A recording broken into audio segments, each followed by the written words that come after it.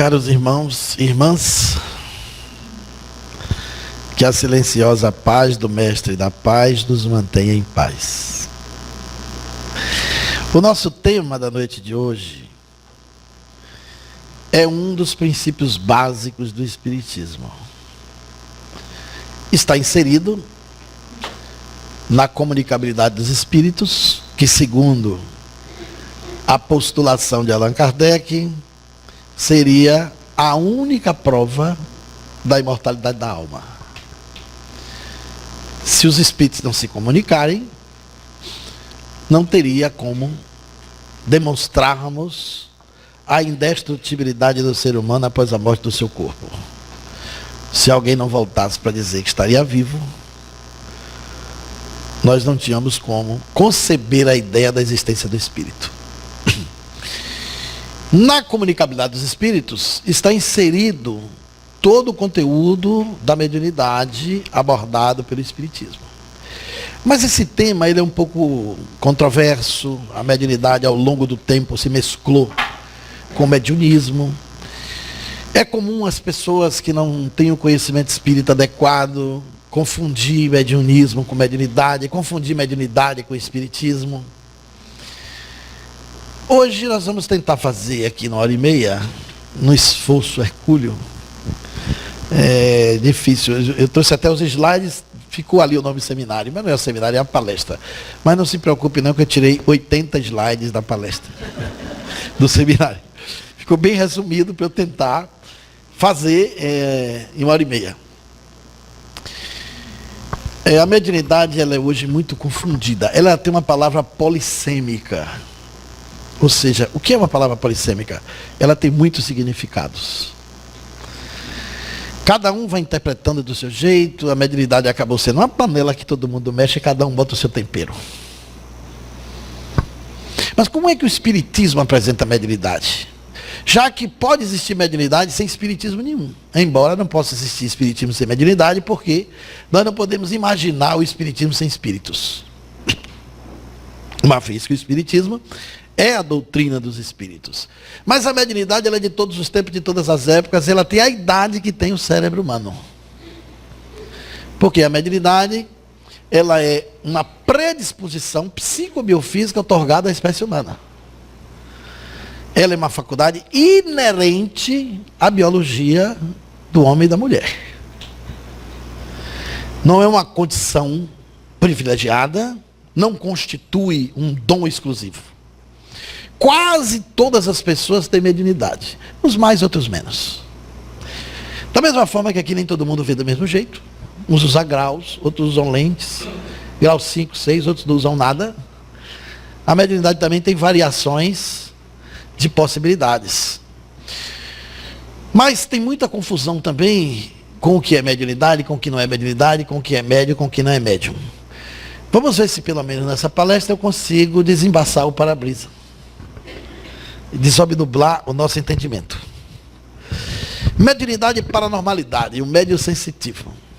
É outra coisa que a gente precisa entender muito bem. Toda mediunidade é uma paranormalidade. Mas a paranormalidade não é mediunidade. Todo médium é um sensitivo. Mas o sensitivo não é um médium. Necessariamente.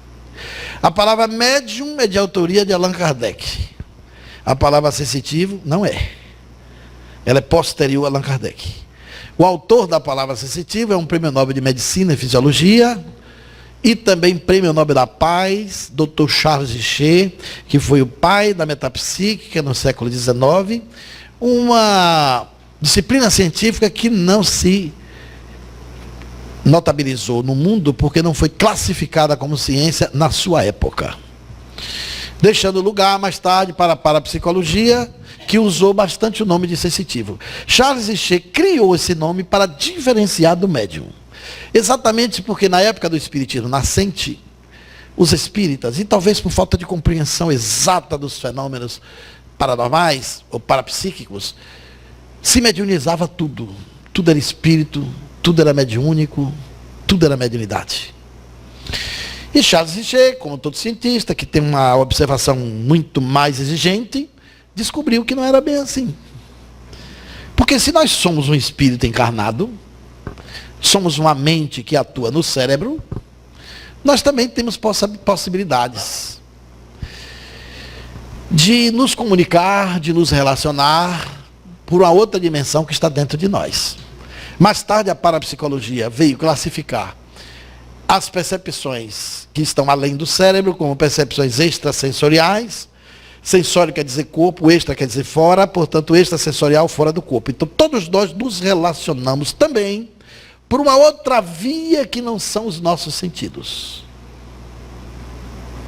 Nos relacionamos por telepatia, nos relacionamos por várias sensitividades que às vezes escapam à nossa percepção convencional. Então, no senso comum, parece que mediunidade e paranormalidade se misturam, são a mesma coisa, mas não é.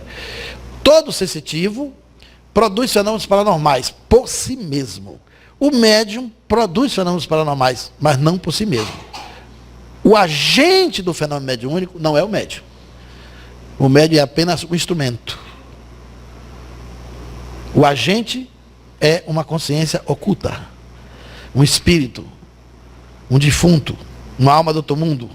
Seja lá o nome que a gente queira dar na diferente cultura. O que consiste a mediunidade propriamente dita, afirma Allan Kardec, é a intervenção direta ou indireta de um desencarnado, um espírito, no fenômeno. Quando essa interferência não existe, não há, e o fenômeno se repete à vontade do seu autor, que é o paranormal ou sensitivo, aí o fenômeno não é mediúnico, é paranormal, e o agente não é o médium, nem o espírito comunicante. O agente é o próprio sensitivo. Os fenômenos paranormais, eles são todos naturais. É bom a gente entender isso também claramente. O paranormal não quer dizer anormal. A palavra para vem do termo paralelo, que quer dizer ao lado de. Então, paranormal é inteiramente natural, ele só não é habitual, não é corriqueiro. Não é cotidiano, mas é absolutamente natural. O paranormal não deve ser confundido com o sobrenatural, porque o sobrenatural tinha que estar fora da natureza. E não existe nenhum fenômeno que não esteja na natureza. O sobrenatural e o milagre só existe para a percepção religiosa. Em ciência não tem milagre. No espiritismo não tem milagre. As ciências do psi não aceitam milagre. Milagre é aquilo que a natureza faz depressa, a gente não sabe como é que foi feito, dizia o Padre Vieira. E a ciência realiza milagres todos os dias aos olhos dos ignorantes, afirmava Allan Kardec em A Gênese. Quando Bartolomeu Meu Bueno, o Anhanguera, visitou os índios do Brasil, e os índios não queriam mais fazer troca de espelho com ele por ouro, quando ele viu que ia ter insucesso na sua viagem, ele pegou um álcool, jogou em cima do rio e tocou fogo. Quando os índios viram aquele fogo em cima, ele disse: se você não me der o ouro, eu toco fogo no rio todo. Os índios se ajoelharam e chamaram ele de Anhanguera, que quer dizer Deus do fogo. Para os índios, ele fez milagre. Aí ele, para impressionar mais o índio, pegou uma cuiazinha, pegou a própria água do rio, jogou no fogo e apagou. O índio não sabia da química do etílico do álcool. Bartolomeu Bueno fez o milagre. Então não existe o milagre. O que existe são leis da natureza que nós desconhecemos como se processam. Na hora que a gente entende, deixa de existir o milagre, passa a existir uma lógica que nós desconhecemos sobre esse ou aquele fenômeno. Então os fenômenos paranormais são naturais porque estão na natureza. Os fenômenos paranormais são divididos em dois grandes grupos. Pode ser, melhor dizendo, em três grupos. Um grupo menor e dois grupos bastante ostensivos. Eles podem ser de natureza anímico-psíquica, quando produzido pela própria pessoa. Pode ser de natureza mediúnico-espiritual, no caso, quando envolve o médium e o produtor, o agente do fenômeno é o espírito. Mas o fenômeno também pode ser medianímico, quando tem um quanto do paranormal e um quanto do espírito comunicante. Nem todo médium é sensitivo, nem todo sensitivo é médium, mas todo médium é um sensitivo. E com o passar do tempo pode ser que algum sensitivo se torne médium. E aí uma parte da sua sensibilidade atua animicamente, uma outra parte atua mediunicamente. Allan Kardec dá exemplo disso muito claro quando ele vai visitar um amigo que tinha um jovem de 13 para 14 anos, de inteligência vulgar, e ele era sonâmbulo. E quando ele estava sob sonambulismo, de olhos fechados, ele tinha a dupla vista, que era a visão parapsíquica. Allan Kardec chamava de dupla vista porque era uma segunda vista além do olho físico. A visão com a mente. Ele olhava as pessoas e via cálculo renal. E passava o remédio. Via uma artéria do coração entupida. E passava o remédio. Ele via as doenças, estado de sonambulismo. Allan Kardec leva um amigo. E na hora que ele começa a descrever a doença dos pacientes, o amigo de Allan Kardec diz assim, cadê o remédio? Ele fala assim, o remédio eu não sei passar, porque o espírito do doutor não veio hoje. Aí Allan Kardec pergunta ao jovem, mas não é você que passa os remédios? Ele diz, não, eu só vejo a doença. O remédio quem passa é o espírito do doutor. Aí Allan Kardec classifica no capítulo do sonambulismo, no livro dos médiuns. Naquele dia, ele era apenas sonâmbulo. Mas quando o espírito do doutor passava a medicação, ele era médium de sonambulismo. Então, quando ele era médium de sonambulismo, tinha um fenômeno medianímico. O sonambulismo é anímico, mas quando o espírito se utiliza, se torna medianímico. Deu para entender isso? Mas tem fenômenos paranormais que são inteiramente pertencentes à pessoa, e tem fenômeno mediúnico que é totalmente pertencente ao espírito comunicante. Exemplo de paranormalidade. Quem é mais velho aqui deve lembrar de Uri Geller. Uri Geller hoje é pacifista, contra o desarmamento, viaja ao mundo trabalhando contra as armas e as guerras. Esse Cadillac dele está todo colado de talheres, e facas e garfos que ele entorta nos shows. Ele possui uma faculdade paranormal chamada psicocinesia. Psi é uma letra do alfabeto grego com o qual se escreve alma, mente e espírito. Kinesis, em grego, que se aportuguesou em cinesia, com mais psi, significa movimento. Psicocinesia é movimento da matéria feito com a mente. O agente psicocinético é um sensitivo. Ele não faz isso por influência de espíritos.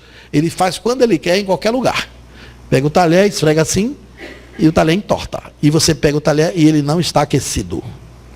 Não sofre o atrito das moléculas para envergar. O psiquismo do paranormal entra em contato com as moléculas do metal e altera a sua natureza. De estado sólido para um estado bem mais flexível. E essa ação é chamada de psicocinesia. Não somente no metal, mas há paranormais que mexem objetos sem tocar com uma certa distância. Na Rússia tinha paranormais psicocinéticos que acendiam um algodão molhado de álcool e explodiam o fogo com 7, 10 metros de distância. Então esse é um caso de paranormalidade bastante conhecida. Não são médios essas pessoas. Aqui outro paranormal chamado Masuaki Kiyota do Japão, que tem exatamente a minha idade.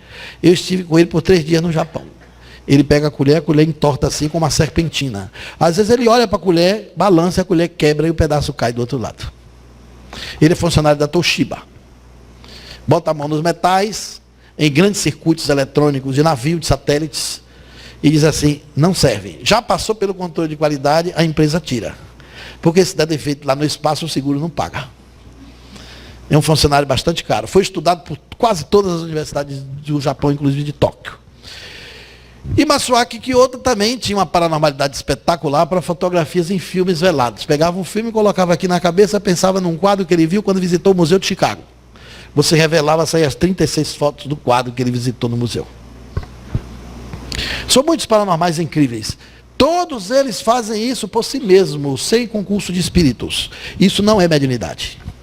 Outro paranormal bem conhecido no mundo aqui ocidental é o Satya Sai Baba, que transportava as cinzas do vibhuti na sua mão e entregava às pessoas. Uma pitada de cinza dessa num copo de água fria é remédio que curava. O Sai Baba também transportava objetos materiais, pulseira, relógios, anéis, pedras preciosas e semi-preciosas, e dava de presente àqueles que o visitavam. Ele tinha também o dom da cura e era um paranormal assim intenso. Não era o médium. E tudo que ele dizia, que fazia, era por si mesmo. Mas a mediunidade entra diferente. Vamos mergulhar agora no mundo da mediunidade. A mediunidade e o espiritismo. Allan Kardec e o Livro dos Médiuns. O Livro dos Médiuns tem sua edição pioneira no mundo. Nesse livro, Allan Kardec faz 4 coisas essenciais. Ele tira a mediunidade da sagração, de uma coisa divina. Ele desendemoniza a mediunidade, porque todo médium é endemoniado. Ele separa a mediunidade da doença, da loucura e da obsessão. E democratiza a mediunidade, ensinando as pessoas a praticá-la. A desenvolver, inclusive, no cotidiano de suas casas. Educando sua mediunidade em centros espíritas ou em grupos familiares. O Livro dos Médiuns nasceu em 1858, mas tinha um título, Instruções Práticas sobre as Manifestações Espíritas. Esgotou tudo em 2 anos. Aí ele queria escrever um manual prático para as pessoas praticarem a mediunidade. Ele trocou o nome em 1861 para Livro dos Médiuns. Não deixou de ser um manual prático. Em cima do Livro dos Médiuns tem um título: Espiritismo Experimental. Ele convida você a experimentar para ver se tudo que está ali é verdade ou não. Mas a gente experimenta pouco. É um livro maravilhoso, que devia ser o manual prático das sessões mediúnicas espíritas de todo mundo. Mas a gente não segue muito Allan Kardec, nem quando faz sessão mediúnica. A gente faz sessão mediúnica com a identidade de cultura do senso comum, do que a gente foi aprendendo daqueles que nos antecederam. Allan Kardec fazia sessões mediúnicas com 2 teores. Uma sessão para adquirir conhecimento dos espíritos, outra sessão para socorrer sofredores. A gente só faz para o sofredor e para o obsediado. O movimento é bem terapêutico e assistencial. Então a gente não entra na área do conhecimento. Todo centro espírita podia ter pelo menos uma reunião assim de mês em mês, 3 em 3 meses, só para trocar conhecimento com os espíritos. Não só receber espírito sofredor, receber também espíritos que esclarecem, espírito que ensina, que orienta. É uma prática que a gente pode resgatar, essa identidade da maneira de praticar a mediunidade conforme Allan Kardec. O Livro dos Médiuns é dividido em 2 grandes volumes. Eu vou falar do Livro dos Médiuns porque não dá para pensar em mediunidade com um critério de exigência, com um controle correto, sem misticismo, já que o tema é mediunidade e seus mitos, se a gente não seguir o manual prático. O problema é que a gente quer praticar mediunidade ao gosto do consumidor. Acaba não dando muito certo. O livro ele dividiu em 2, o volume que ele publicou, o Livro dos Médiuns, ele quis apresentar ao mundo como a continuação do 2º volume do Livro dos Espíritos. E ele diz isso lá, nas primeiras páginas, que o Livro dos Médiuns constitui um segmento do Livro dos Espíritos. A gente não considera isso. É um livro que está entrelaçado. Por quê? O Livro dos Espíritos é perguntas e respostas. As perguntas são de Allan Kardec. O que faz ser dos Espíritos são as respostas. Se você tirar as respostas do Livro dos Espíritos, você tem as perguntas de Allan Kardec. O Livro dos Espíritos só é dos Espíritos por causa das perguntas. E o que tem nas perguntas? O ensinamento dos Espíritos, que constitui a filosofia espírita.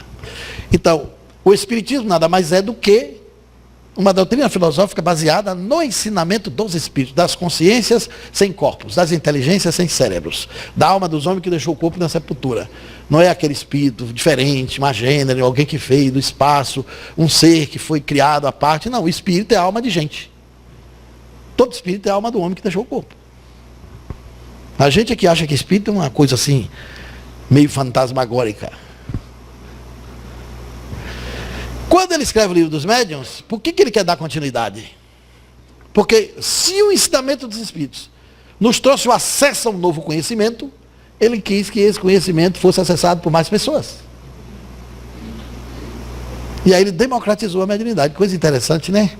Ele pedagogizou de uma maneira elegante, científica, controlada, orientativa, a prática da comunicação com os Espíritos. E deu o método para a gente seguir. Ele, na primeira parte do livro, ele divide em 4 capítulos, que é a parte das manifestações e as ideias preliminares. As noções preliminares constituem os primeiros capítulos, os primeiros 4. E as manifestações ele dividiu em 32 capítulos. É a parte mais complexa do livro. Allan Kardec classificou 56 tipos de mediunidade e 80 tipos de variedade mediúnica. Eu tenho mostrado isso pelo Brasil inteiro e pergunto às plateias quantos tipos de mediunidade a gente conhece. Não chega a 10.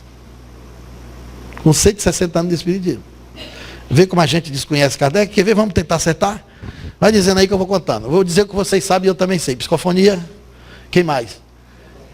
Psicografia. Pictografia, 3. Vidência, 4. Quem mais? Clarividência. Que mais? Audiência, 5. Está faltando 51. Era para a gente saber todas 56. E ter até classificado mais algumas que Allan Kardec não teve como ver. E por que a gente não sabe as 56? Porque a gente sabe pouco o Livro dos Médiuns. A gente se diz kardecista igual se diz cristão. O mundo está cheio de cristãos sem Cristo. E o espiritismo está cheio de kardecistas sem Kardec. É incrível isso, né? Como um livro pode demorar tanto tempo de ser lido. Um amigo meu de escola já tem a impressão que esses livros de Kardec é tudo mal assombrado. O povo tem medo de pegar. O que é impressionante é que o texto de Kardec é um texto fácil, lógico, pedagogizado, um texto bom, gostoso de ler. Nunca foi tão atualizado, ele escreve de uma maneira bonita, porque Kardec escreveu para ensinar. Então acho que tem uma certa resistência cultural. Tem gente que acha Allan Kardec difícil. Gente, não tem ninguém que escreveu tão fácil quanto ele.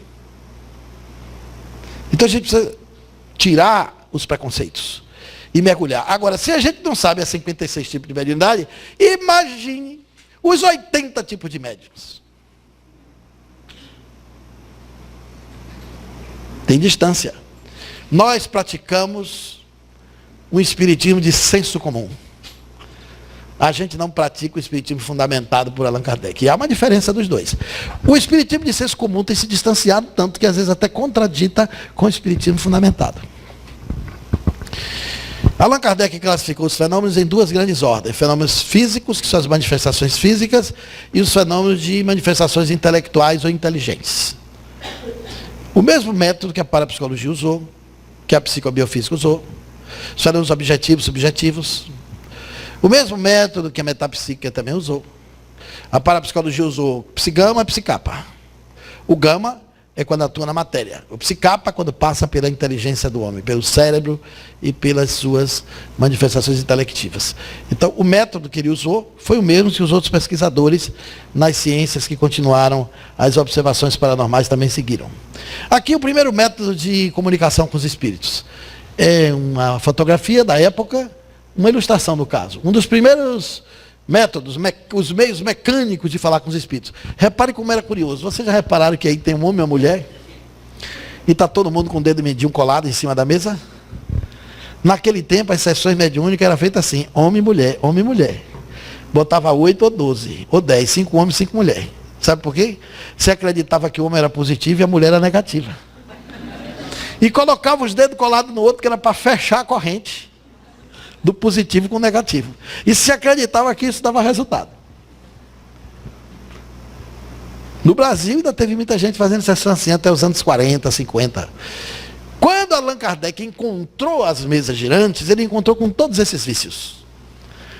Com todas essas práticas esdrúxulas, essas ideias que as pessoas iam criando. Porque a eletricidade estava nascendo naquele tempo. E muita coisa que não se sabia a origem se atribuía às leis da eletricidade, que eram leis invisíveis. Se acreditava que as manifestações espíritas, por serem também visíveis, tinham relação com a eletricidade. Depois se descobriu que não tem absolutamente nenhum tipo de relação. A eletricidade é matéria radiante, as manifestações espíritas são transcendentes. Estão além da matéria radiante. Elas ocupam uma outra dimensão, uma outra frequência, uma outra realidade de domínio que não está dentro do mundo, do universo material, nem da matéria radiante. Não há, portanto, nenhuma influência. E dar o dedinho mindinho e apertar a mão não influencia absolutamente nada. Allan Kardec diz que a verdadeira corrente é a unidade de pensamento dos participantes do grupo. Não é o toque do dedo e nem o toque da mão. E não tem nada de mulher positiva, ser negativa e homem ser positivo. Isso é besteira.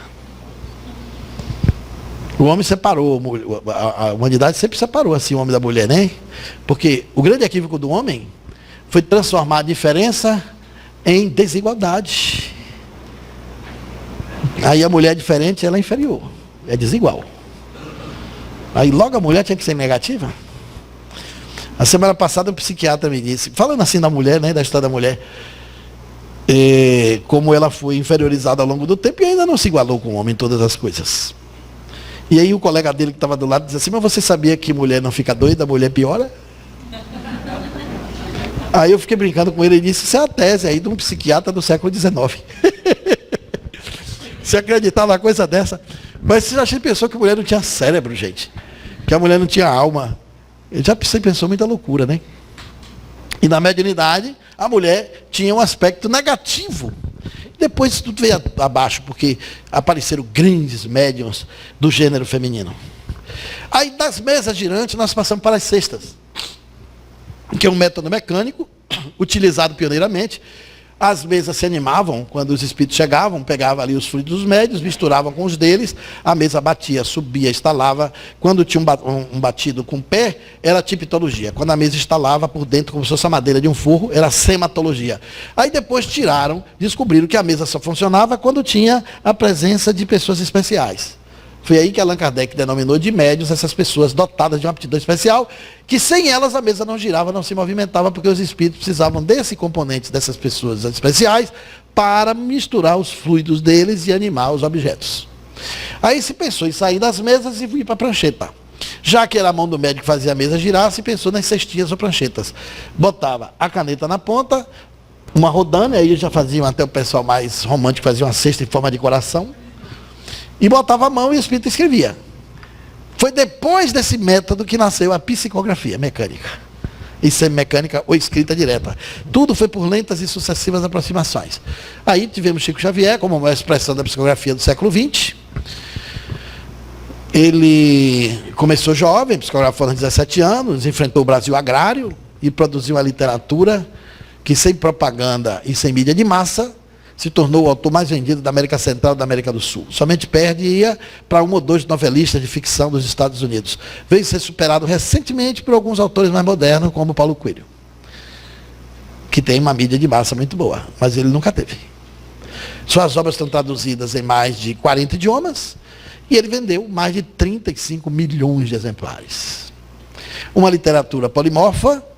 Quem lê as obras de Chico Xavier aprende ciência, língua portuguesa, geografia, poesia, história, aprende espiritualidade. Mais de 10 mil espíritos assinaram pelas mãos de Chico Xavier. 800 autores, anônimos e clássicos, e desencarnados, que ele recebeu mais de 10 mil cartas de filhos para os pais. Foi a maior expressão psicográfica do século XX e XXI. Só se comparou a Chico Xavier, um pertinho dele, Masaharu Taniguchi, o autor da Seicho no Ei, que psicografou perto de 400 obras, no japonês. A psicografia correu o mundo, hoje é um fenômeno interessante, mas ela também evoluiu. Foi a faculdade que Allan Kardec mais se interessou, mais debruçou, porque naquela época não tinha gravadores. Não tinha equipamento digital para gravar nada, não tinha como gravar psicofonia. A psicografia deixava a prova viva no papel e por ali podia se observar. Então ele classificou, ele observou, ele olhou com mais intensidade. Foi na psicografia que ele avançou bastante na experimentação espírita. Hoje tem uma média na Itália que psicografa diferente de todo mundo que já psicografou antes. Ela coloca a caneta na mão, se concentra, não entra em transe, conversa com a gente, pergunta como foi a viagem. A gente fica batendo papo e o espírito escrevendo ali com a caneta. Os pesquisadores botaram um peso aqui em cima da caneta e a caneta de tinta para poder escrever melhor. A letra sai assim, ó, bem tremidinha. Aí o menino que assinou essa mensagem tinha 9 anos, assinou Marcelo. E no fim botou a florzinha no ó, que era como ele escrevia o nome dele nos cadernos escolares. A letra sai bem trêmula. Chega em casa, bote a caneta na sua mão, assim, ó, em cima do papel. Espere andar. Se depender de você, não vai. Só se o espírito animar a caneta. E você não entra em transe. Que tipo de psicografia é essa? É mecânica? Não é. É semimecânica? Não é. É intuitiva? Não é. Vê como a gente precisava ter novas classificações? Tudo evolui. A mediunidade também evolui. Agora, médio quem é que não é? Correu assim o boato no mundo todo, espírita, que todo mundo é médio, né? Mas Allan Kardec não classifica assim. O meu interesse em descobrir isso veio da minha época de jovem espírita, porque eu entrei no espiritismo por curiosidade investigativa. Eu não sou de família espírita, nem nunca tive mediunidade. Mas eu cheguei na juventude espírita e todos os meus colegas de juventude espírita viraram médium. Todos esses espíritos. Aí eu fiquei com aquela inveja positiva. Eu disse, eu também quero ser médium. E já que todo mundo era, eu disse, eu vou querer participar da sessão. Eu era o mais novo de todos. Eu tinha 17, a turma tinha 18, 20, 22, e eles me contavam que na sessão a cabeça sumia, o braço crescia, as pernas desapareciam, às vezes saía do corpo, não sabia onde estava, ia para lugares incríveis. E eu ficava impressionado com aquilo. E um contava o transe do outro, porque tinha uns que não lembravam. E o que estava escutando dizia, eu fiz isso tudo? E eu ficava ali com aquela vontade de querer experimentar. A minha cabeça sempre foi muito investigativa. Aí eu pedi ao coordenador da sessão mediúnica que me autorizasse a participar disso. Você ainda não tem 18 anos. Eu vou consultar o mentor. Ele foi lá, o mentor aprovou. Eu já gostei do mentor. O mentor me aprovou, eu fui. Aí eu sentava na assistência. Passaram 6 meses e eu não recebia nada.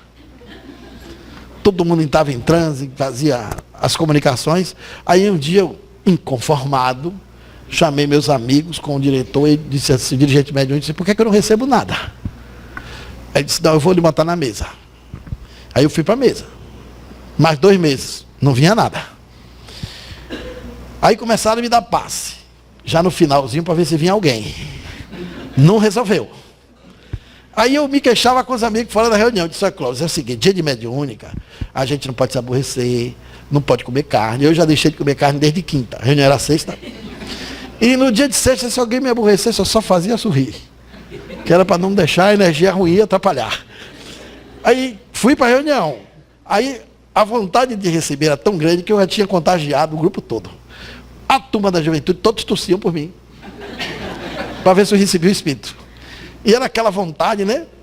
E aí eu sei que teve um dia que o pessoal já tinha ido, já estava assim, 2 passistas me dando passe, não era mais nem um só.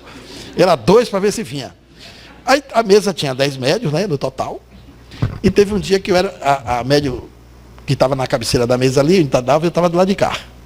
Aí ela recebeu a primeira entidade, o da frente, que era o jovem da juventude, mais velho que eu, recebeu. Aí foi na sequência, 3º, 4º, 5º de sói. Hoje está na sequência. Vai chegar em mim. E foi certinho, um médio atrás do outro. Eu nunca tinha visto aquilo. Quando chegou na minha vizinha, eu já fiquei torcendo para a comunicação dela acabar. Para mim ia começar. Quando a dela terminou, eu lembro, ainda lembro do gesto. O médico que estava sentado na minha frente fez assim com o dedo, ó, e fez com a boca, é agora. E eu, ali, convicto que ia acontecer, né? Fechei os olhos e silêncio total. Aí eu procurei o pé, para ver se o pé estava no lugar, estava. Procurei a perna direita, estava. Procurei a mão, nada. Quando eu vi que estava assim uns 2 minutos que não vinha nada, aí eu dei uma respirada mais forte assim, sabe? Porque eu via que tinha médico que respirava e o espírito chegava. Ficava assim. Isso era o espírito que provocava, mas eu digo, eu vou provocar para ver se vem. Eu já estava quase nas últimas tentativas. E aí respirei fundo. Teve gente que achou que estava chegando, mas não veio nada. Para minha tristeza, você não sabe o que aconteceu. A primeira médium recebeu de novo. Aí eu disse, pronto, quebrou a corrente. Eu saí daquela sessão dizendo para mim mesmo, tem alguma coisa errada comigo. Não é possível que esse povo todo que não quer ser médium, é médium. E eu que quero ser, não sou. Porque tinha gente que queria se livrar da mediunidade. Tinha uma colega da gente mesmo que dizia, não tem um jeito de Deus me tirar isso não, gente. Dos espíritos me tirar a mediunidade. E eu queria receber e não conseguia. Peguei o livro dos médiuns, fui estudar. Gente, na primeira página, eu descobri o que estava errado, não era comigo. Era com a maneira de ensinar a mediunidade. Olha o que Allan Kardec diz na introdução. As regras da poesia, da pintura e da música não fazem que se tornem poetas, pintores ou músicos, os que não têm o gênio dessas artes. O mesmo sucede com o nosso trabalho, que era o livro. Seu objetivo consiste em indicar os meios de desenvolvimento da faculdade mediúnica, tanto quanto permita a disposição de cada um e, sobretudo, dirigir o emprego de modo útil quando ela exista. Isso pressupõe dizer que tem casos que ela não existe na pessoa. Era o meu caso. Eu não era médium. Estava perdendo tempo em querer desenvolver a mediunidade. E quanta gente perde tempo? Allan Kardec, vamos lá para o vocabulário. Livro dos médiuns. Toda a ciência, para você dominá-la, é bom você conhecer o vocabulário dela primeiro. É bom que a gente aprenda o vocabulário espírita para dominar o que significam as palavras. Allan Kardec tirou do latim o termo médio, que é o masculino de mídia, que é meio, intermediário, pessoa que pode servir, diz ele, de intermediário entre os espíritos e os homens. Ora, se é quem pode servir, pressupõe que tem gente que não pode, concordam? Se todo mundo fosse médio, ele dizia, faculdade que pertence a todos os homens e mulheres, não é, aqueles que podem servir. E mediunidade, propriamente dita, é a faculdade do médico. Só é médico quem tem mediunidade, só tem mediunidade quem é médico, isso é óbvio. Agora veja os paranormais. Porque tem gente que acha que Allan Kardec não encontrou os paranormais. Encontrou sim. Ele encontrou os paranormais e chamou os paranormais de homens elétricos, porque na época se acreditava que existia essa relação com a eletricidade. Quando eu vi esse termo no livro dos médiuns, eu conheci o peixe elétrico lá na Bahia. Aí eu disse, será que tinha homem elétrico naquele tempo dando choque na feira? Porque o peixe elétrico dava choque no povo, né? Mas eu fui descobrir que é o sensitivo da parapsicologia moderna. E era o sensitivo de Charles Shea. As pessoas elétricas, pergunta ali em Kardec, qualificadas de médiums, podem ser consideradas médiums? As pessoas que são qualificadas como elétricas naquele tempo? Os espíritos respondem, essas pessoas tiram de si mesmo o fluido necessário para a produção do fenômeno. E podem operar sem o concurso de outros espíritos. Não são, portanto, médiums no sentido a que se atribui essa palavra. Eram os paranormais. Aí vem outra parte interessante no capítulo das manifestações físicas, no item 61. Para que o fenômeno se produza, faz-se mistério a intervenção de uma ou muitas pessoas dotadas de especial aptidão. Se é especial, é porque não é comum. Que se designam pelo nome de médiuns, classifica Kardec. O número dos cooperadores em nada influi, a não ser que entre eles se encontrem alguns médiuns ignorados. Olha o que ele fala, gente. Quanto aos que não têm mediunidade, que era o meu caso, a presença desses nenhum resultado produz. Pode mesmo ser mais prejudicial do que útil pela disposição de espírito em que se encontra. Ou seja, quem não é médium pode até atrapalhar a sessão. Se fica ali com a cabeça, é tudo mentira. Esse povo é tudo delirante. Isso tudo é esquizofrenia. Isso não é espírito, não. Isso é teatro psíquico. Vai pensar que o Padre Quevedo chama a sessão mediúnica da gente de dramaturgia coletiva do inconsciente excitado. Para quem não crê, parece mesmo, né? Agora a definição de Kardec também, clássica, no item 159. Todo aquele que sente, sentir significa perceber pelos sentidos. Sentir o quê? Num grau qualquer, a influência dos espíritos. É por esse fato, o fato de ter sentido médium. Essa faculdade inerente ao homem não constitui, portanto, um privilégio exclusivo. Por isso mesmo, são raras as pessoas que dela não possuam alguns rudimentos. Naquela época, tinha rara que não possuía sequer os rudimentos. Só que a população do mundo no tempo de Kardec era 1 bilhão de pessoas. Hoje são 7. Pelo menos tem 7 vezes mais gente que não é médio do que no tempo dele. Médio não sente nada. Eu não sinto, nunca vi voz. Nunca senti a presença de um espírito. Nunca vi. Até arrepio. Eu só sinto se for com frio, o frio tem que ser forte. Porque o sensitivo impressionável arrepia um lado, tem arrepio frio, arrepio quente, arrepio morno. Diz que o outro lado não arrepia, eu já vivi mil depoimentos. Passei a lidar com sessão mediúnica, dirigi reunião mediúnica, 18 anos consecutivos, nunca senti nada. Se dependesse de mim, mediunicamente, para demonstrar que espírito era um fato, eu testemunhava contra. Porque eu nunca senti nada. Uma vez eu estava na casa de Chico Xavier, pense aí, ali foi a prova que eu não era médio mesmo. De 6h30 a 11h30 da noite, eu e ele sozinho. Foi um momento inesquecível. Muita emoção, teve hora que ele chorou, eu chorei. E no meio daquele momento emotivo, ele disse, meu filho, tem tanta luz dentro desse quarto. Eu disse, Chico, deve ser a luz da sua alma. Aí ele sorriu e disse, não, meu filho, não é nem da minha, nem da sua. É a luz dos bons espíritos que estão aqui, nos influenciando nesse diálogo. Aí ele deu uma respiradinha, que ele estava bem debilitado, ele estava deitado na cama. E ele segurava na minha mão e tinha um código. Quando ele queria falar, ele apertava a minha mão. Aí eu disse o ouvido, que era para ele falar baixinho. Quando ele terminava, ele folgava a mão. Aí eu falava com ele. Aí ele apertou a mão. Quando eu encostei o ouvido, ele disse assim, ué, mano, está com a mão no seu ombro. Aí eu olhei para o lado. Fiquei emocionado. Aí ele apertou a mão. Quando eu baixei o ouvido, ele disse, olhou para o lado errado, meu filho. Gente, se eu não fui capaz de sentir a mão de Emmanuel, o que vocês acham que ia sentir na vida? Aí ele ficou assim, como tinha pena de mim. Se você não sente nada, né, meu filho? Eu disse, Chico, pelo visto, eu não sinto medo. Ele disse, mas isso é importante para o seu trabalho. Porque se você receber sua influência muito direta, talvez você não guardasse a imparcialidade para ver melhor os fatos espíritas. E depois disso, eu digo, desse poço não sai petróleo.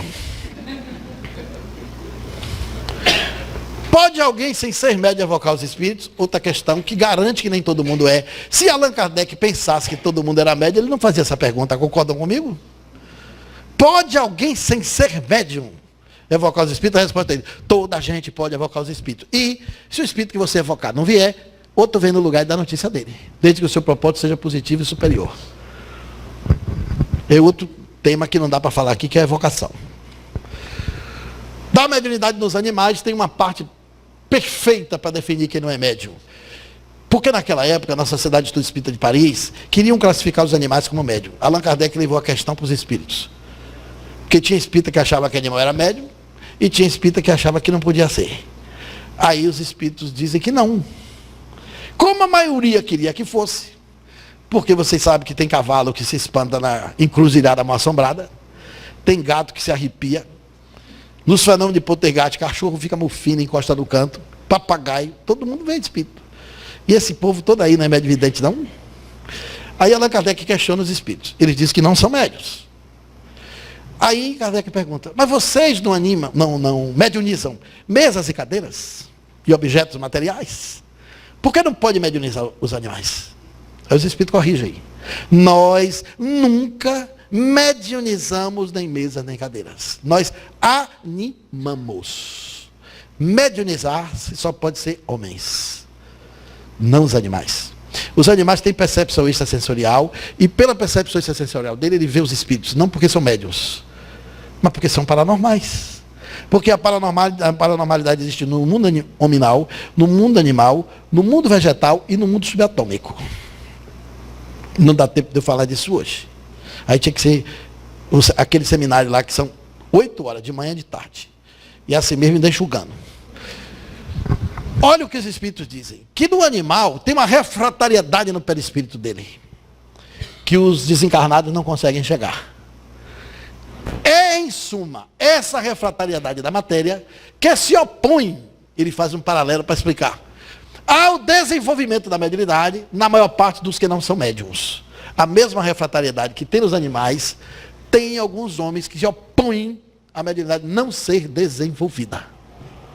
Então eu podia ficar ali 10 anos naquela mediúnica que não desenvolver nada.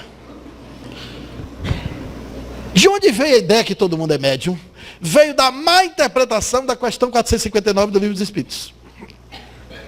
A questão 459 está escrita assim: influencia os espíritos em nossos atos e nossos pensamentos. Essa é a pergunta que todo espírita sabe de cor. Sabe mais isso aqui do que passagem evangélica. Muito mais do que imaginais. Influi a tal ponto que muito frequentemente são eles que vos dirigem. Aí a gente chegou e generalizou e disse assim: todo mundo é médium.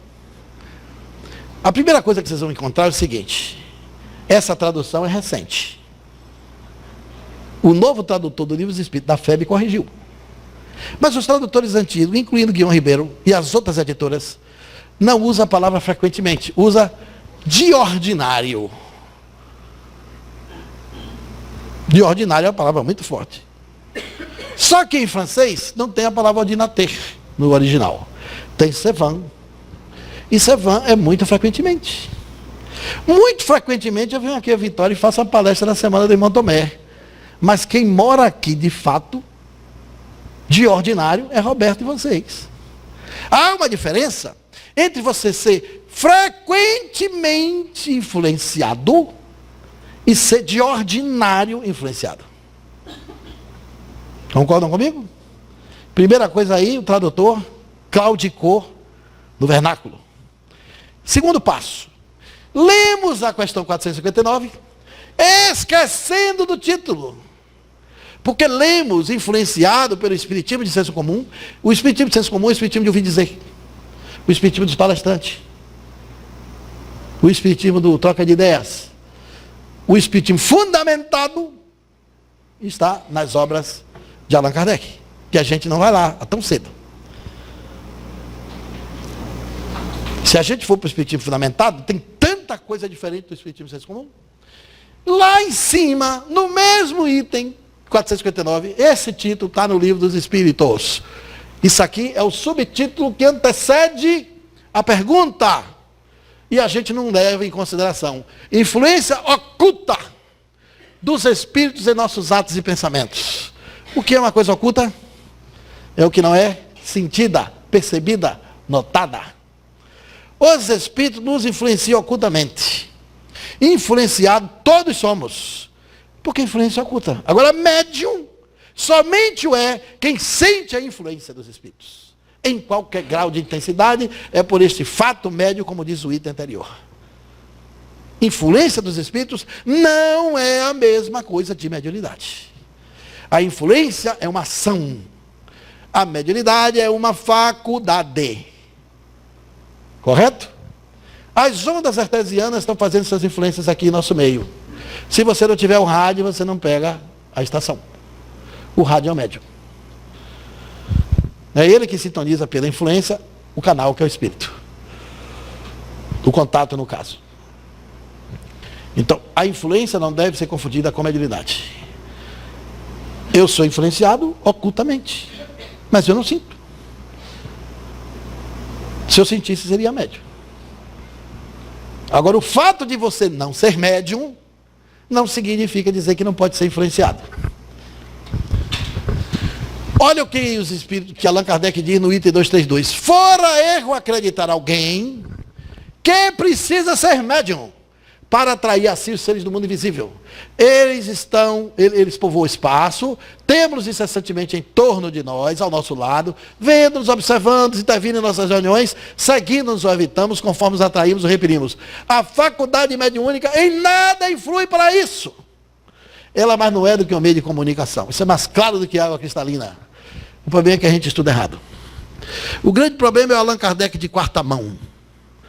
Nós já temos no Brasil Allan Kardec de segunda mão, que é o traduzido. Já viu que a tradução deforma um pouco. O de terceira mão é Allan Kardec mal interpretado. O de quarta mão é Allan Kardec apostilado. Eu não sei por que faz apostila dos textos de Kardec e não estuda a obra original. E a gente fica obra básica, obra básica. Eu não gosto muito desse termo obra básica. Básico mesmo é calça jeans e camisa de malha. As obras de Allan Kardec são obras fundamentais. A obra básica é de Chico Xavier, de Ivone do Amaral Pereira, os clássicos espíritas. Isso é obra básica. As obras de Allan Kardec são obras fundamentais. Sem ele a gente fica sem norte, porque não tem método. Todo mundo vem depois. A sustentabilidade está ali, na observação valiosa. Que detalhe interessante, a faculdade mediúnica nada tem a ver com influência. Olha o que ele diz na revista Espírita, os espíritos dizem a ele. Nós o dissemos em outro artigo, que não há necessidade de ser médium para estar sob a influência de maus espíritos que agem nas sombras. Agem ocultamente. Você não precisa ser médium para ser influenciado. Repetindo para ficar clarinho, desembaçar o para-brisa.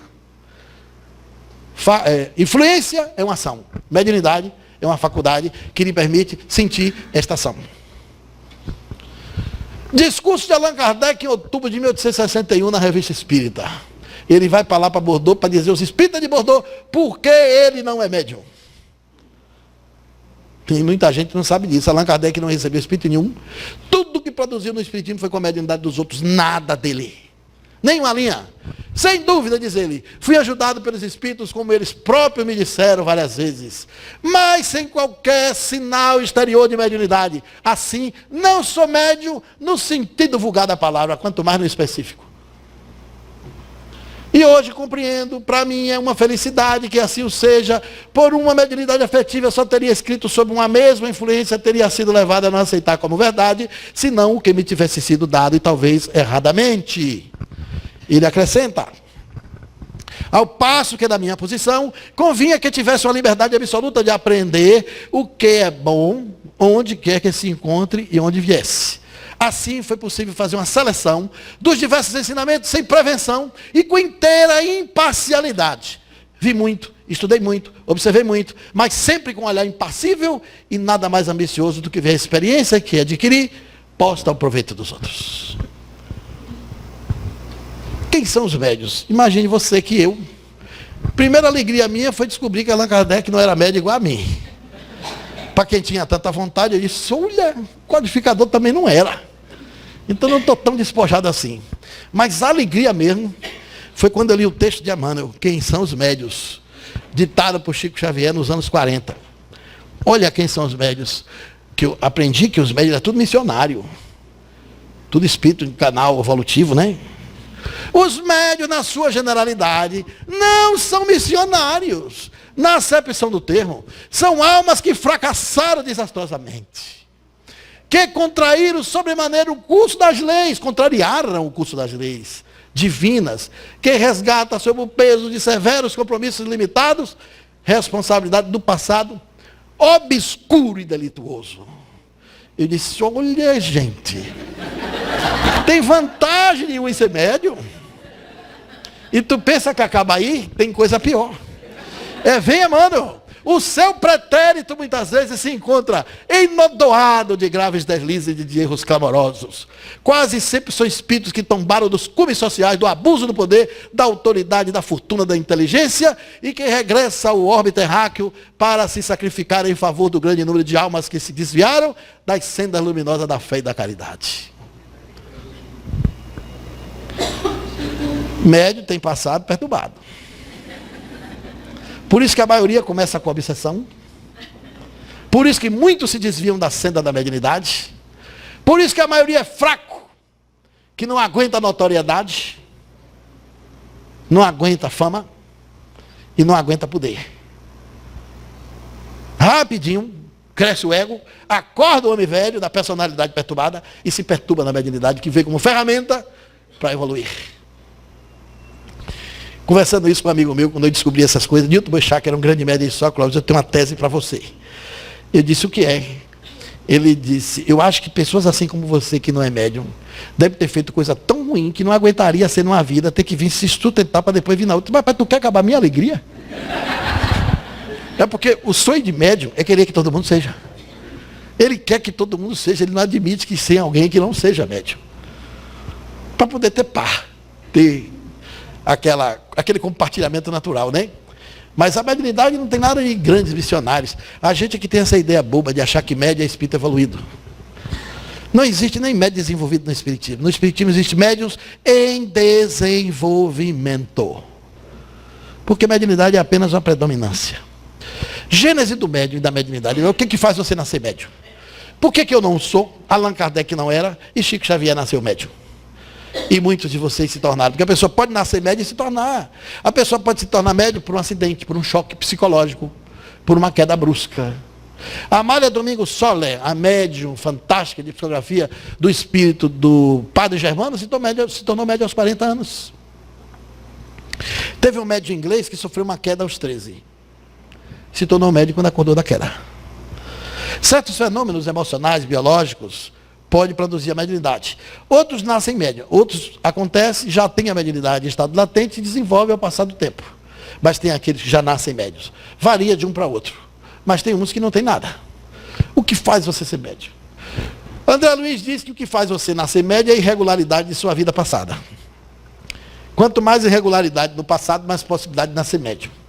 E a sublimidade de vivência. Se você for um cara assim bem evoluído, na outra que vier vem médium também. Aqui você tem uma sintonia para cima. Aqui você tem a sintonia com a turma perturbada, é para baixo. Sublimidade de vivência, 1%. É assim. Bezerra de Menezes se reencarnar seria médium, por estofo evolutivo. Maria, mãe de Jesus, se reencarnasse aqui, seria médium, por evolução.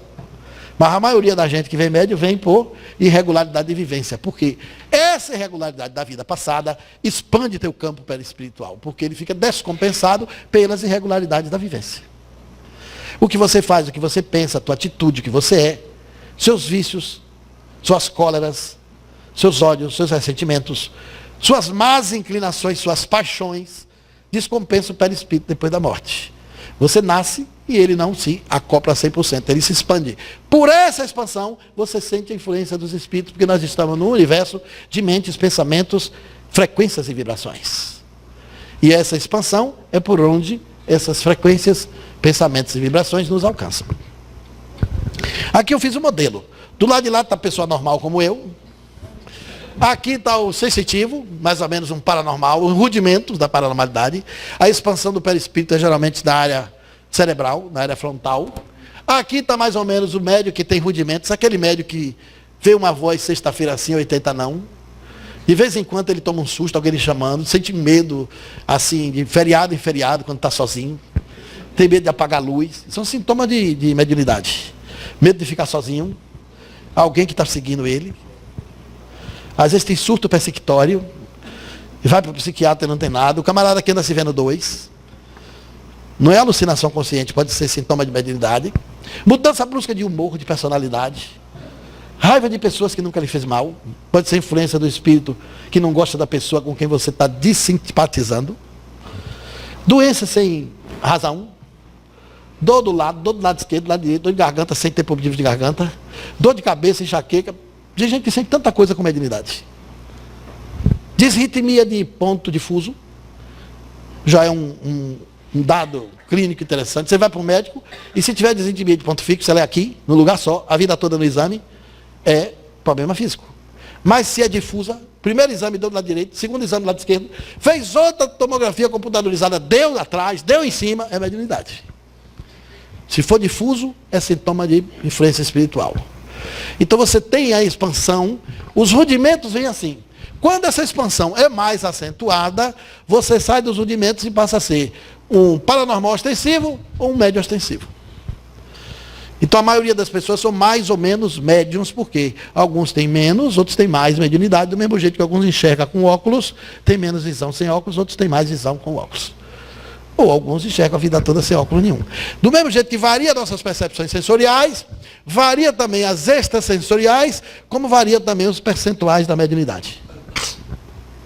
Outro item da obsessão.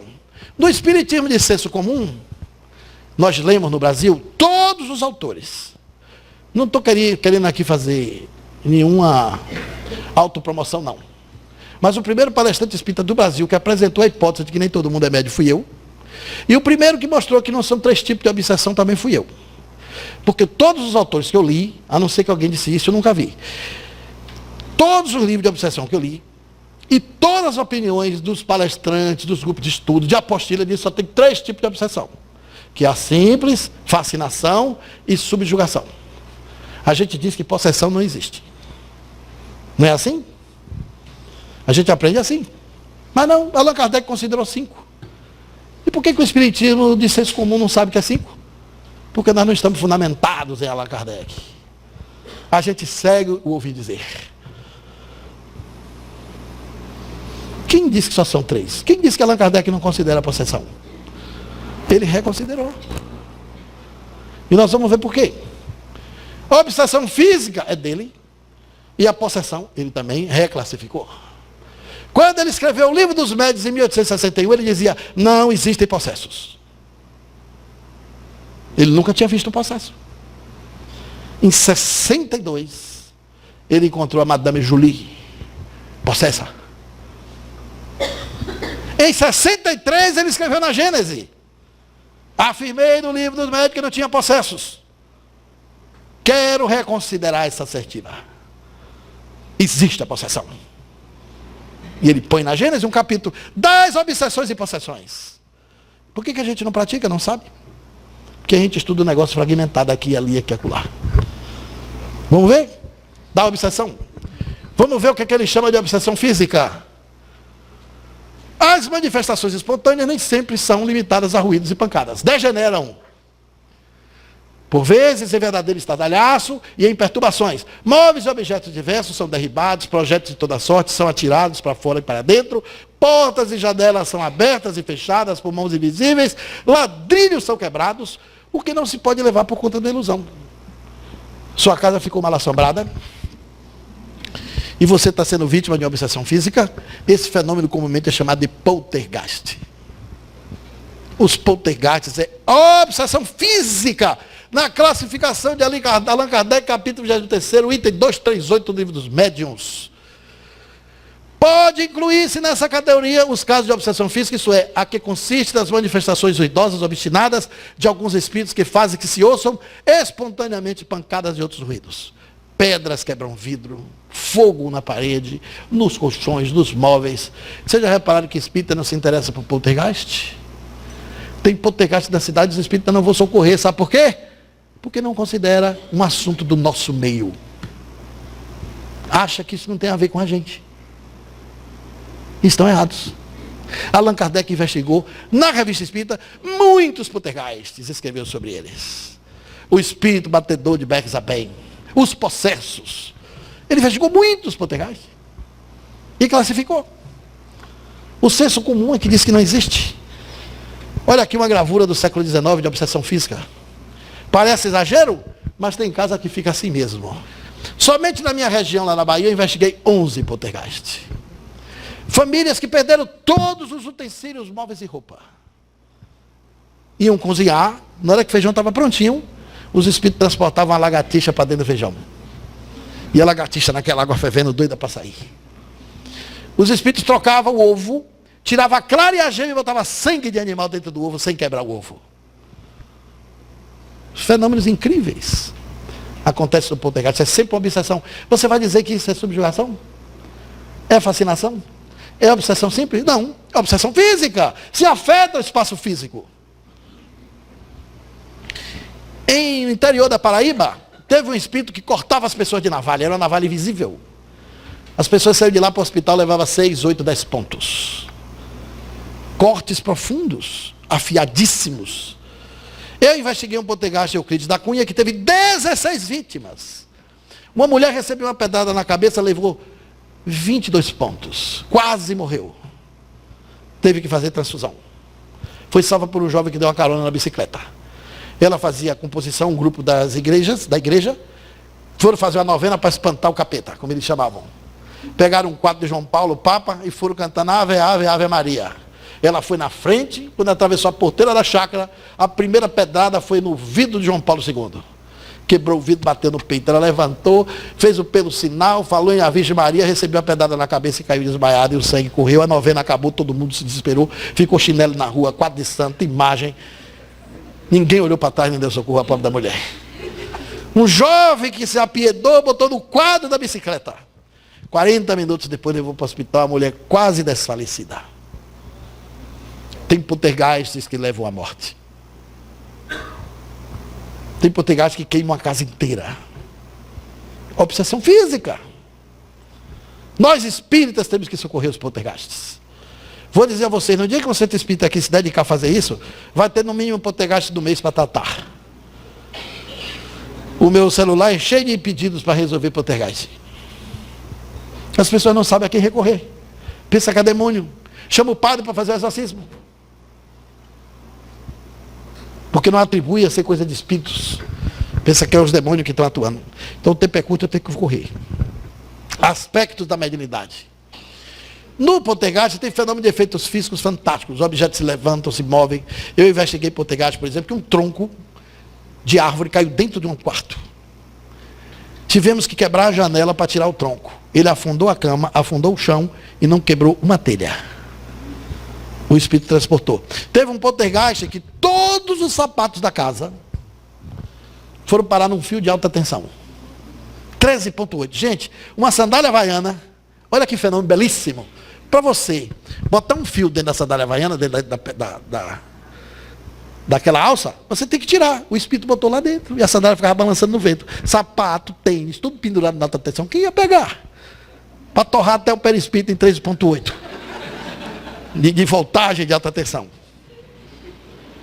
O prefeito da cidade foi na minha casa. Esse poltergeist levou 1 ano e 3 meses. A família não tinha nada mais. São muitos casos. Numa hora dessa está acontecendo algum poltergeist em algum lugar. É um fenômeno muito recorrente, gente. E não adianta chegar lá cantando um hino, fazendo prece. Não é assim que funciona, não. Você tem que saber trabalhar o poltergeist. Só funciona se você fizer a sessão de desobsessão e evocar o obsessor. Uma reunião específica dirigida para aquele caso. Faz no centro espírita com um grupo de médiuns. E evoca o perturbado lá do poltergeist.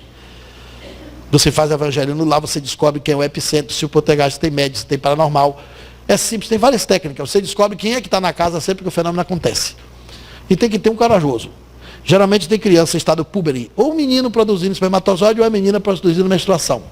Os pesquisadores calcularam aí cerca de 60% a 70% dos poltergeists tem um adolescente na fase púbere. Ou tem uma pessoa muito gorda, ou muito introvertida e muito magra, esquelética. São sintomas da paranormalidade em desalinho que favorecem. Se acredita que as energias sexuais em profusão favorecem o efeito físico nesses casos. Aí você pega um adolescente, você já descobre se tem ou não, já fica de olho nele, e pega e bota no seu carro e leva para sua casa. Se o fenômeno acontecer em sua casa, ele é o médium. Mas você tem que ter coragem de fazer o teste. Leva para o centro espírita. Eu levei um para o centro espírita, quando a gente chegou na porta do centro, a família toda, botei no carro. O carro apagou a bateria, a luz no meio do caminho. Uma caminhonete novinha. A luz apagou, a gente foi seguindo uma carreta atrás. Eu disse, não, a gente vai. Tinha uma reunião mediúnica marcada. E a gente foi atrás de um caminhão. Gastamos, era uma viagem de 1 hora, a gente gastou quase 2. Foi um carro acendendo o farol atrás da caminhonete e a caminhonete atrás do caminhão. Liguei para o presidente do centro, disse, arranja um eletricista que o carro pifou. Quando nós chegamos na porta do centro, o eletricista olhou o carro e disse, esse carro não tem nada. Botou na chave e acendeu tudo. Quando nós fomos entrar no centro, o espírito, a gente abriu a porta, o espírito bateu. Botamos a chave, quebrou a chave. Aí o presidente do centro disse, não tem problema, eu boto a escada. Se Jesus curou o cara que entrou doente pelo telhado, eu também entro. Aí a gente fez uma oração ali para abrir o centro, respeitando a entidade, entramos. E teve poltergeist dentro do centro. Mas a gente tratou o espírito e acabou a obsessão. Funciona assim. Tem poltergeist que é simples, tem outros que são mais complexos. É tudo um drama humano. Cheguei em outro poltergeist também, que um pastor estava fazendo culto. Eu gosto de chegar quando ninguém chama. Porque quando eu chamo o espírita, a gente que pesquisa fica com 2 sentimentos. Um de alegria e um de tristeza. O de alegria é que tu tem fenômeno para pesquisar. E o de tristeza é que tu vai resolver. Aí quando resolve, acaba o fenômeno. A gente não tem que pesquisar. Aí o bom é quando tem um pai de santo, pastor, padre, aí você vê muita coisa, porque ele não resolve nada. Quando eu cheguei nesse, já tinha passado o padre, o pai de santo, tinha um pastor. Aí o pastor levou Bíblias e tirou xerox dos salmos. Colou na janela, colou na porta, colou na cozinha. Botou Bíblia em cima do fogão, Bíblia na cama do casal, Bíblia na mesa, Bíblia em cima da mesinha da cozinha. Aí a empregada, daqui a pouco, eles estavam fazendo o evangelho, e eu lá quietinho no canto. Lendo a Bíblia, e a empregada disse, Dona Conceição, o coisa ruim, deu descarga do vaso sanitário, a senhora vai ver o que tem lá. Quando ela falou, estavam todas as Bíblias e todos os salmos arrancados das portas e janelas, dentro do vaso sanitário. Aí o pastor disse, esse é um demônio muito forte, hein? Nós temos que levar o trabalho para a igreja. De repente aconteceu um fenômeno, vocês não vão acreditar. A fila do banheiro começou a ficar atacada. E todo mundo dançando twist na porta do banheiro. Aí Dona Conceição disse, seu Clóvis, o coisa está botando lama dentro da calcinha e da cueca do povo da igreja. O espírito transportou lama para dentro das vestes íntimas. E o povo ficava ali dançando twist, com aquele desconforto. E eu ali com ela, com todo mundo saiu, ela disse, me conte um segredo. Por que não botaram na sua cueca? Dona Conceição, eu vim sem cueca. Aí ela disse assim, o senhor está brincando comigo? Eu disse, estou mesmo. Eu disse, porque eu não incomodei o espírito. Se você chega num poltergeist em tom de desafio, chamando o espírito e demônio, ele tem uma razão para estar fazendo aquilo. Geralmente o poltergeist é uma vingança. Ou um espírito brincalhão ou apegado ao lugar. E se for um espírito embusteiro e você for desafiar ele com sua autoridade suposta, ele lhe agride. Você recebe a pedrada dele. Ou uma ação direta dele. Mas se você respeita, chega respeitando o espírito, dialogando com ele psiquicamente, o espírito não lhe toca.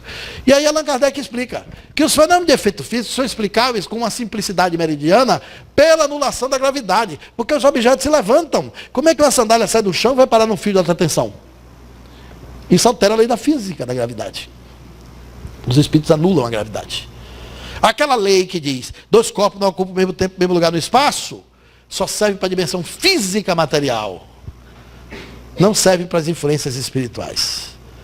Os espíritos conseguem que os objetos materiais atravessem por uma outra dimensão o espaço físico e ocupem ao mesmo tempo o mesmo lugar do espaço. A matéria não é obstáculo quando o espírito quer transportar. E não é uma desmaterialização que o espírito faz aqui e manda para o outro lado. Mas não dá tempo para explicar hoje. Agora vamos para o caso de possessão. Então a gente já sabe que tem obsessão física classificada por Allan Kardec no Livro dos Médiuns. Aí Allan Kardec diz assim, ó, Revista Espírita, dezembro de 1863. Dissemos que não havia possessos, no sentido vulgar do termo, mas subjugados, queremos reconsiderar essa assertiva posta de maneira um tanto absoluta, e ele pôs mesmo no livro dos médios de uma maneira tão absoluta que os espíritas que só lembram dos médios dizem que não tem possessão, só tem subjugação. Já que agora nos é demonstrado que pode haver verdadeira possessão. Isso é, substituição, embora parcial, de um espírito encarnado por um espírito errante. Eis um primeiro fato que prova, apresentando o fenômeno em toda a sua simplicidade. É o caso da Madame Julie, ele descreve tudo. E adianta, na possessão, em vez de agir exteriormente, o espírito atuante se substitui, pois assim dizer, ao espírito encarnado, toma-lhe o corpo para domicílio, sem que este, no entanto, seja abandonado pelo seu dono, pois que isso só pode se dar pela morte. Mas o espírito toma posse do corpo. Vocês lembram do filme Exorcista? Foi baseado em fatos. Aquilo tudo existiu. Uma vez por ano ao redor do mundo morre alguém de exorcismo. O Vaticano tem padres treinados dentro do Vaticano para fazer exorcismo aos visitantes turistas. Porque tem muito médium lá que não sabe, de espíritos inimigos da igreja, que incorpora a gente dentro da igreja, produz fenômeno de efeito físico e quer atacar a igreja e os padres.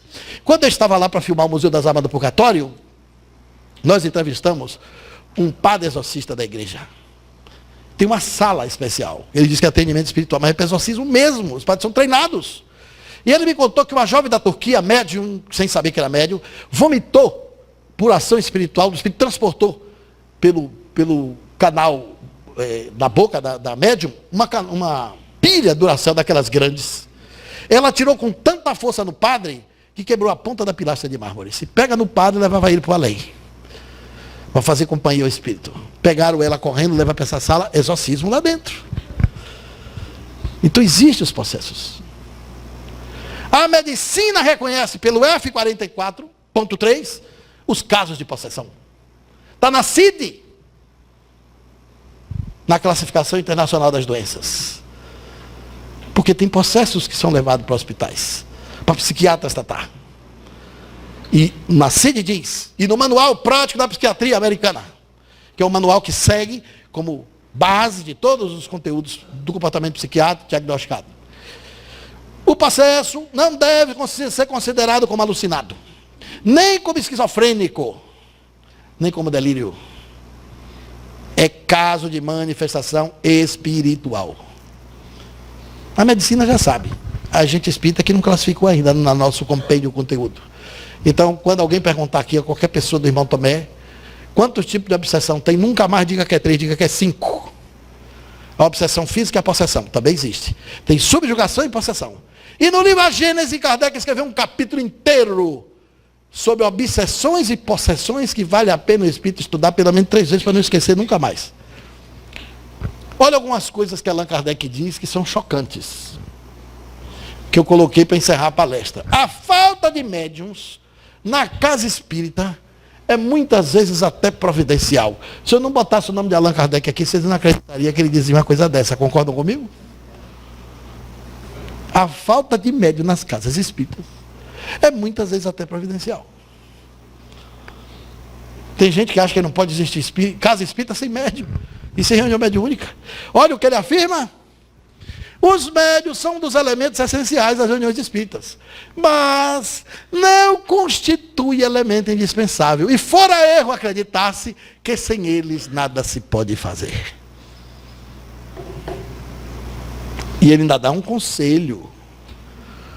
Acresce que os grupos possuidores de médiuns estão sujeitos de um momento para o outro a ficar sem eles. Os próprios espíritos costumam, de tempos em tempos, levá-los a essa situação a fim de lhes ensinarem a prescindir dos médiuns. Sabe por que isso, irmãos?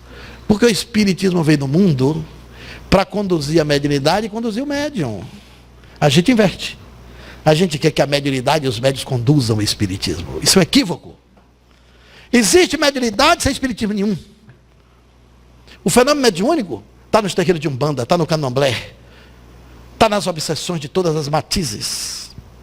O lugar que está cheio de gente médium, cadeia, tem muito médium lá. Muito crime por possessão, subjugação e impulso de influência espiritual. Tem preso que jura que não cometeu crime. O sociólogo espírita Deolinda Amorim escreveu um livro fantástico. Espiritismo e Criminologia. Todo advogado devia ler. Todo juiz devia ler. Todo promotor de justiça devia ler. Está cheio de médios lá. Consultório de psiquiatra, está lotado de médio lá. Um psiquiatra amigo meu disse: Clóvis, eu me tornei espírita por causa dos pacientes. Eu disse: como assim? Ele disse: por causa da coisa. Por causa da coisa? Ele disse: eu fiquei cismado. Comecei a clinicar e os pacientes tudo falavam da coisa. Eu disse: como assim, doutor, eu estou quieto assim, uma coisa me toma. Eu vim aqui falar com o senhor porque aconteceu uma coisa comigo que ninguém sabe explicar. Olha, doutor, eu estou assim normal, daqui a pouco me dá uma coisa que eu não me controlo. Ele ficou procurando que coisa era essa e perguntava ao paciente: o que você acha que é a coisa? Eu não sei, doutor, mas que é uma coisa ruim é.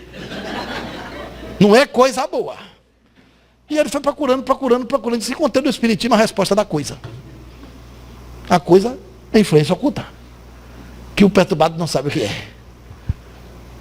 As clínicas de manicômios do passado e do presente estão repletas de médiuns. E não são espíritas. As pessoas veem um fenômeno mediúnico, já qualifica de espírita? Não. A mediunidade é de todas as épocas, de todos os tempos. Ser médium não é sinônimo de ser espírita. Nem todo médium é espírita, nem todo espírita é médium. Então, o que Allan Kardec quer dizer aqui é que o Espiritismo ele é um corpo filosófico de doutrina. O Espiritismo é uma ciência. É um conhecimento novo sobre o mundo. E nós precisamos pegar esse conhecimento como uma tecnologia de inteligência que ensina a gente a ser uma pessoa melhor e mais feliz.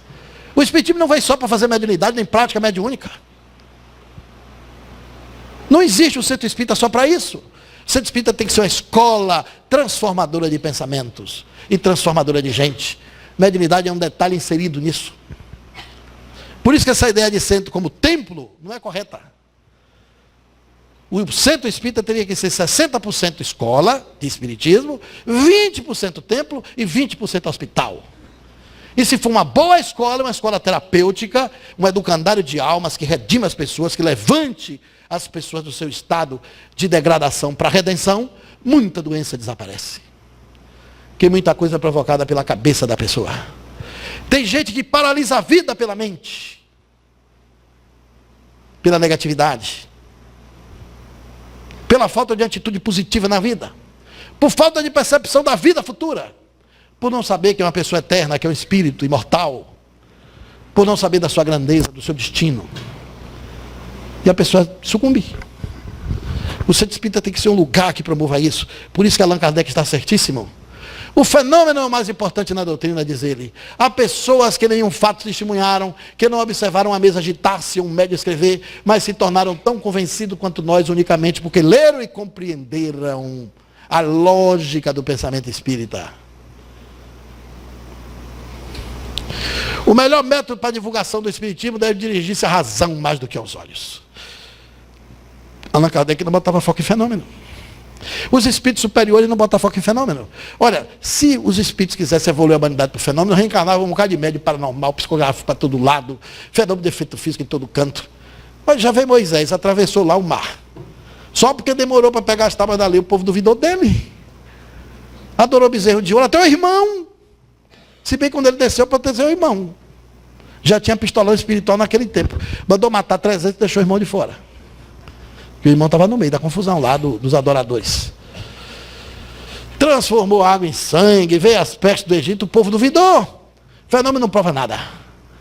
O que convence uma pessoa não é a prova, é a maturidade psicológica de quem está diante da prova. Para quem sabe ler, um ponto é letra. Para quem não sabe ler, muitos livros é uma porção de papel sujo. Tem gente que não tem maturidade para ver a prova. Por isso que hoje em dia em ciência não se fala mais em prova. O que existe não é a prova, o que existe é evidência. Porque tem um axioma na ciência que diz: nem tudo que é verdadeiro pode ser provado e nem tudo que é provado pode ser verdadeiro.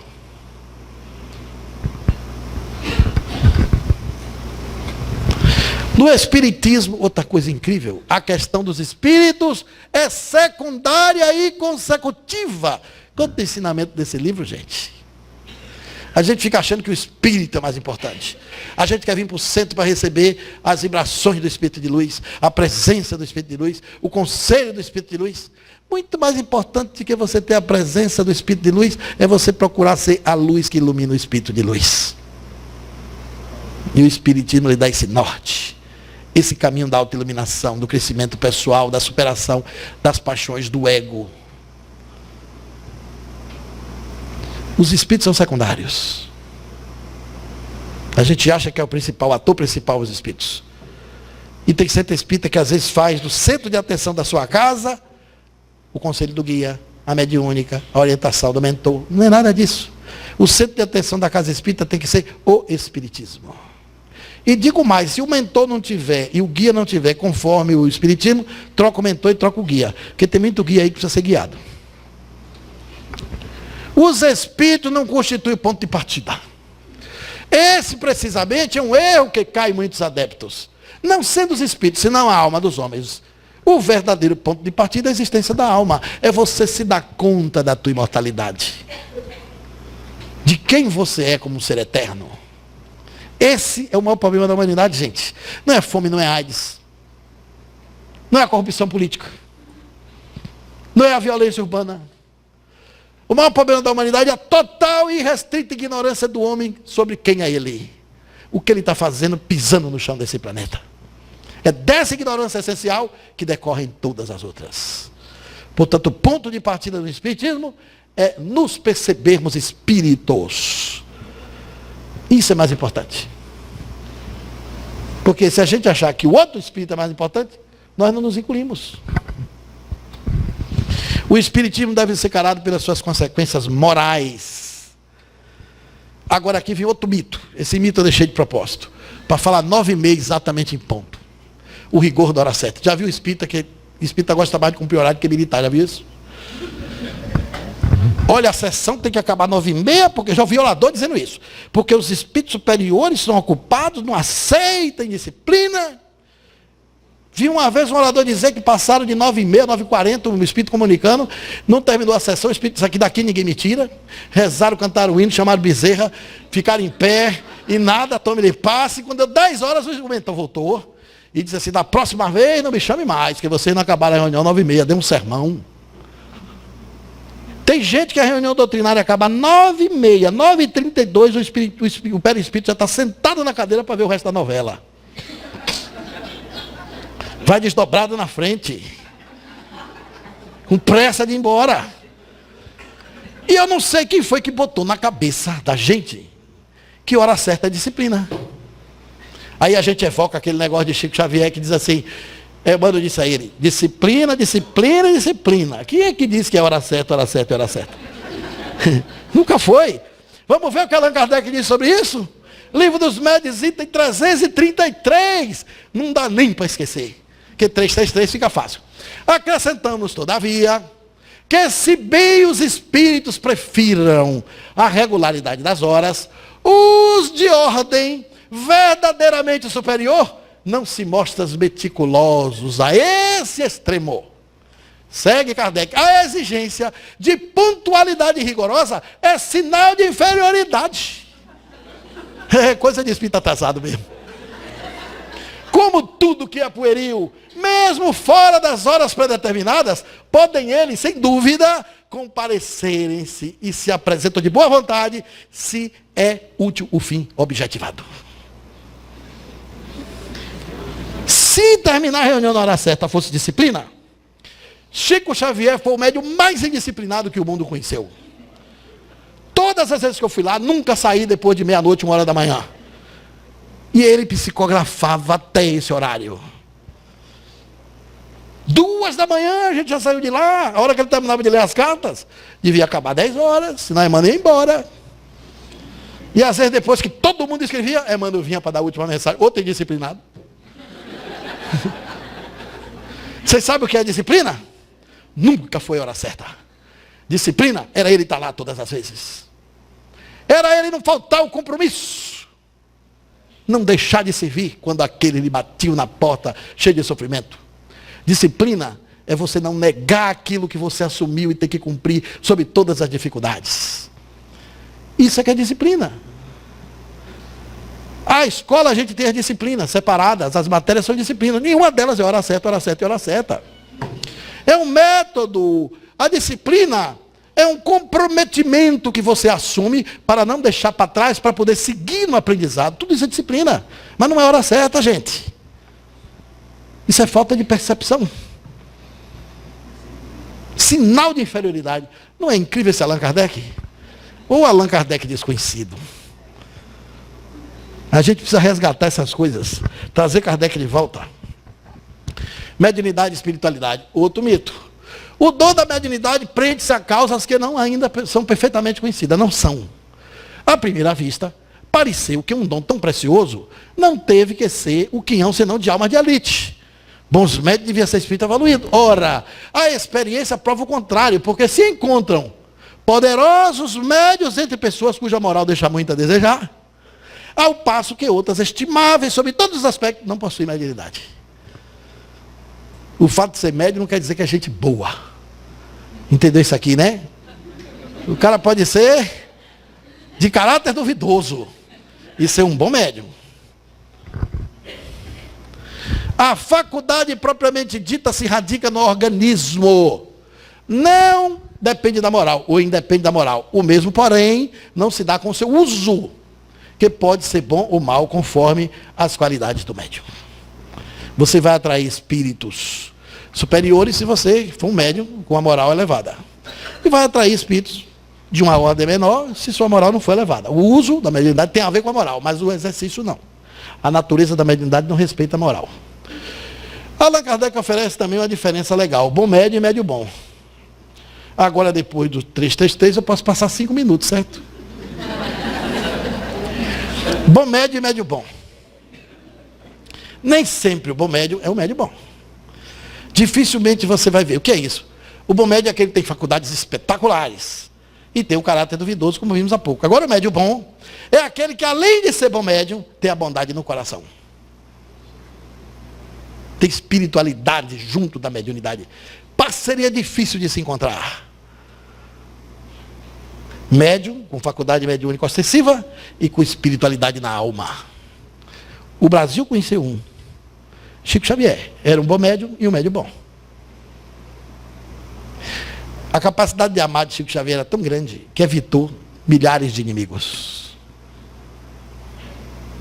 Muita gente se rendia de atacá-lo, porque ele era bom demais. Ele silenciava aqueles que o agrediam. Ele foi uma pessoa tão incrível. Eu me lembro, o mundo comemorou 100 anos de Chico Xavier nesse instante aí, alguns anos atrás. Quando ele fez 65 anos de mediunidade, eu estava na casa dele. Eu tive a alta alegria de estar sozinho ali, 2h30 da manhã. A gente chegou em casa e foi comer uma canja. Foi um dia de celebração. Aí eu peguei da mão dele assim, encostada na mesa, naquela toalha simples de plástico. Numa casa de BNH. Porque Chico Xavier nunca quis coisa para ter. Só buscou espaço para amar. Lhe davam coisas, ele dava aos outros. Nunca quis dinheiro. Dava numa mão, ele passava na outra. Era desapegado. Não era como a gente. Ele era diferente. Era uma pessoa construída. Em muitas áreas que a maioria de nós não somos. E aí eu disse, Chico, o que é fazer 65 anos de mediunidade? Ele me disse uma coisa que eu nunca esqueci. Ele olhou para o horizonte, ficou caladinho. Aí virou para mim e disse assim, 65 anos não, meu filho. 100 anos. Porque eu trabalhei 35 anos de dia. Até me aposentar, para ganhar o pão do corpo. E trabalhei 65 anos de noite, nas horas de folga, para ganhar o pão da alma. 65 com 35, faz 100. Conta de mineiro, né? E ele acrescentou, me lembro, que quando eu fui assinar minha carteira, já de maior idade, Emmanuel apareceu do meu lado e disse, quando eu botei a carteira na gaveta, queremos fazer uma experiência com o senhor. Mostrar ao mundo que é possível ser médium e ter uma profissão. E nós esperamos que o senhor não decepcione.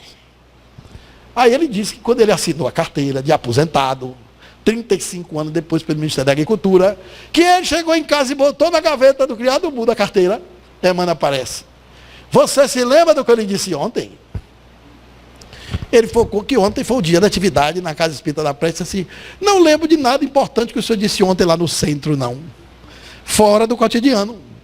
Ele disse assim, ontem faz 35 anos que era possível ser médium e ter uma profissão.